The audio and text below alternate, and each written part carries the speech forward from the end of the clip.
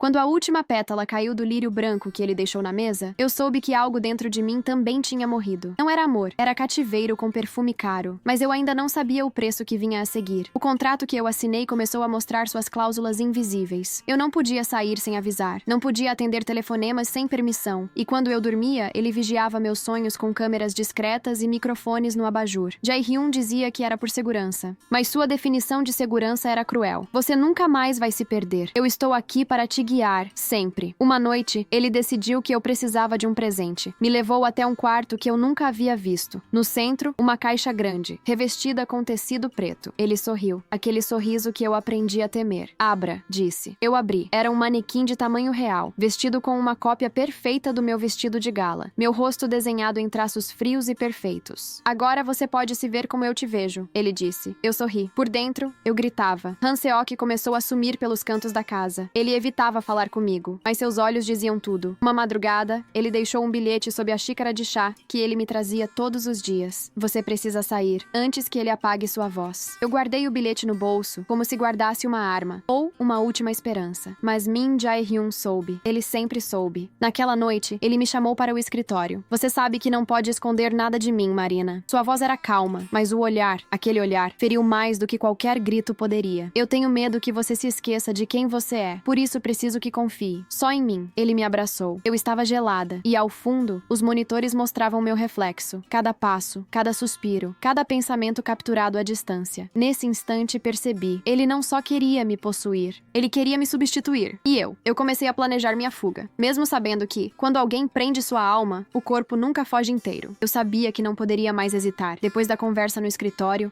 depois daquele abraço tenso que me queimou a alma, alguma coisa acendeu dentro de mim. Não era coragem, era sobrevivência. E ela sempre chega quando a alma está por um fio. Han Seok desapareceu por 2 dias. Eu senti sua ausência como se faltasse uma peça do pouco que restava do meu mundo. Mas ele voltou naquela madrugada, como um fantasma carregando uma brisa de esperança. Eu estava no quarto, a luz apagada, o coração acelerado demais para dormir. Ouvi a porta se abrir sem som. Era ele. Marina, sussurrou Han. Ele sabe que você planeja fugir. Minha respiração travou. Eu sabia. O Min Hwan jamais dorme. Ele vigia, ele prevê, ele controla. Mas ele ainda confia. Isso é nossa vantagem. Han sentou-se ao meu lado, os olhos buscando os meus, como se quisesse invadir meu medo e transformá-lo em algo novo. Ele te ama, do jeito dele, murmurou. E isso é perigoso. Eu o olhei de volta. Han era tudo aquilo que Min Jae-hyun não era. Vulnerável, vivo, desarmado e por isso, mais forte. De repente percebi. Han Seok não tentava me salvar apenas pelo que eu era, mas pelo que ele via em si mesmo. Alguém que também era prisioneiro, só que com a chave escondida na própria culpa. Amanhã, no desfile, você vai sair pelo lado leste. Eu estarei lá com o carro. E ele? Perguntei, mas a pergunta veio quase sem voz. Han baixou o olhar. Ele não vai deixar você ir, não sem lutar. Na manhã seguinte, Min Jae-hyun me acordou com uma caixa de vestido. O tecido vermelho bordado com cristais parecia pulsar a luz. Você será a estrela dessa noite, ele disse, com aquela calma que precede a tempestade. Eu vesti o vestido. Ele me olhou enquanto apertava o laço nas costas, suas mãos firmes, controladas. E tudo em mim queria gritar. Marina Cell, ele disse, olhando meu reflexo no espelho. Se lembre, você tem tudo agora. Não há por que olhar para trás. Descemos para o evento. Era uma gala beneficente, mas que ironia. Aquilo era uma prisão disfarçada de ouro. Luzes estouravam, flashes cercavam, e fotógrafos anunciavam nossos nomes com reverência. Éramos o casal perfeito. Só que eu sabia, perfeição também pode sufocar. Durante o discurso, ele segurou minha mão. Sorria para todos como se tudo fosse paz, mas os dedos em torno dos meus eram algemas com luvas de seda. Até que, no breve intervalo, o tempo exato entre um sorriso falso e o próximo, eu escapei. Caminhei para os bastidores, o coração batendo tão alto que eu pensei que o som seria denunciado. Cheguei ao corredor leste. Han estava lá, de pé, respirando como se segurasse o mundo nas mãos. Corra, ele disse. Eu corri, com o vestido arrastando o chão. Corri como se a vida dependesse disso, porque dependia. Mas o carro não estava lá. Uma SUV preta estacionou. Não era a de Han, era a dele. Min Jae-hyun desceu, e naquele instante, eu soube. Ele nunca perdeu o controle. Ele apenas deixou que eu acreditasse que sim. Eu te avisei, ele disse. A voz não era alta, era calma. Isso era pior. Han apareceu atrás de mim. Eu tentei, Hyung. Os olhos de Jae-hyun se viraram para ele, e por um segundo, se tornaram ruína. Você? O silêncio pesou. Han deu um passo à frente. Ela não é uma propriedade. E você nunca soube amar, respondeu Min Jae-hyun. O som da porta do carro se abrindo ecoou como um disparo, e o mundo parou. Então eu disse, eu nunca fui sua. Falei com a voz que eu quase tinha perdido. Ele me olhou, os olhos penetrantes, o rosto perfeito, finalmente rachando. Pela primeira vez, eu vi Min Jae-hyun sem sua máscara. Um homem, sozinho, assustado e perigoso. Ele deu um passo à frente. Não fuja de mim, Marina. Eu já fui longe demais. Levantei o vestido e corri para o portão. Atrás de mim, ouvi passos. Han, sempre ele. O portão se abriu. Lá fora, uma nova vida esperava. Não sabia qual era. Não sabia para onde iria, mas era minha. E escutei, pela última vez, a voz de Min Jae-hyun ecoar. Se eu não puder te ter, ninguém pode. Mas dessa vez, ele falhou. E naquela noite, eu renasci. A chuva que caiu naquela noite parecia lavar muito mais que o asfalto.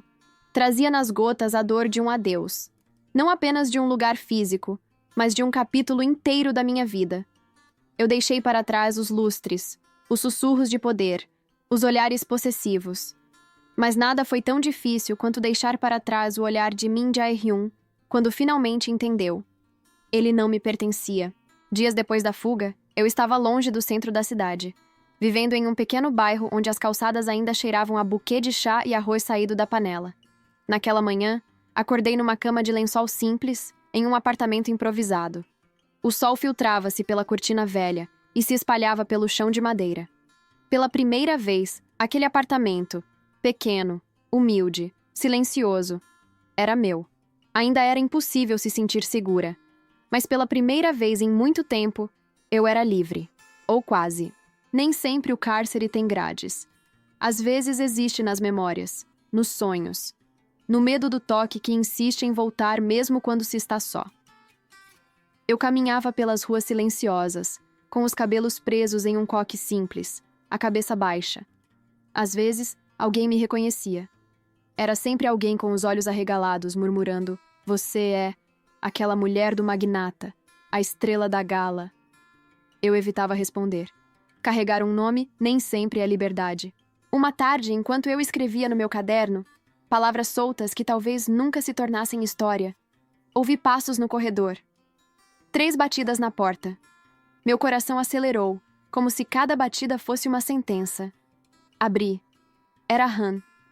Ele tinha o rosto cansado, os olhos escuros marcados pela vigília. Trazia uma sacola com frutas, pão e chá.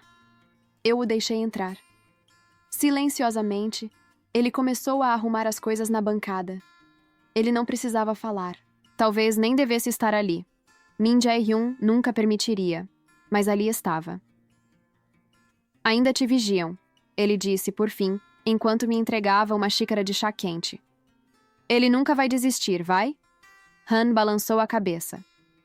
Jae-hyun não desiste. Ele acredita que amor é posse, que salvar é prender, que proteger é silenciar. Eu olhei pela janela. O céu estava cinza, mas tranquilo. "E você?" Ele hesitou. A respiração ficou mais tensa. Os olhos sombrios, cansados, pareciam pedir que eu entendesse algo que ele não podia dizer em voz alta. Eu continuo acreditando que qualquer um merece tentar recomeçar, mesmo que precise fugir. Uma lágrima teimosa ameaçou cair, mas eu respirei fundo. Eu não queria chorar diante dele, porque agora, pela primeira vez, eu podia escolher como viver. Han ficou ali por algumas horas, sustentando um silêncio confortável, reparando no desgaste da minha alma sem tentar consertá-la, só estando ali. À noite, antes de ir embora, ele deixou um envelope em cima da mesa. Eu só abri depois que ele se foi. Dentro havia uma passagem de trem, sem destino marcado, mas com a data aberta. Era só escolher. Ir. Recomeçar de verdade. Mas... e ele? Porque eu ainda sentia que parte de mim estava presa ao passado que me traumatizou. E porque às vezes meu coração ainda batia quando eu lembrava do jeito que Min Jae-hyun me olhava. Naquela noite, sonhei com ele. Com seus olhos calmos, sua mão segurando minha nuca. O olhar que queria me prender era também o que me dizia que, se eu o deixasse, ele desapareceria também. Mas eu me lembrei do que disse ao fugir. Eu nunca fui sua. Despertei do sonho com uma sensação estranha. No dia seguinte, decidi escrever. Escrevi sobre ele, sobre mim, sobre o que nunca fomos e o que tentaríamos jamais ser novamente. Mas em algum lugar daquela cidade brilhante, ele ainda me procurava. Talvez até mais do que antes. E a busca de Min Jae-hyun nunca foi um jogo justo. Mas eu já não jogava com as mesmas regras. E enquanto eu escrevia, uma carta chegou por debaixo da porta. Sem remetente, sem assinatura. Mas eu reconhecia a caligrafia. Seu silêncio me corrói, sua ausência me destrói. Mas, se o preço do amor é libertá-la, eu aceito a dívida. Eu fechei os olhos e deixei aquela carta ali, sobre a mesa. Não chorei, não sorri. Era o fim de algo que nunca deveria ter começado. Ou talvez o início de algo que nunca mais vai me machucar.